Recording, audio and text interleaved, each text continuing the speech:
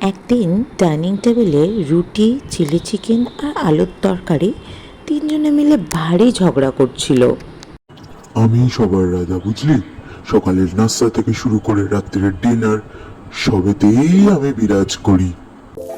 মূল্যজা, আমি না থাকলে তোকে খেয়ে দেখবি রে। আমি না থাকলে যে তুই কারোর মুখেও রুজবি নালো। তোমরা দুজনেই তো ঠান্ডা, একটু ঝাল মশলা না হলে কি জীবনে মজা থাকে?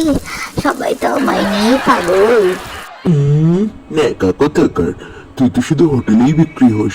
ঘরে ঘরে দেখ যা গিয়ে, মানুষ শুধু আমাকেই চায়। ঘরের লোকেরা, রোববারে কেউ যদি আমার একটু ঘ্রাণ পায়, সবাই তো আমাকেই চায়। মূল্যজা, দুজনে ঝগড়া করে মরতেছে।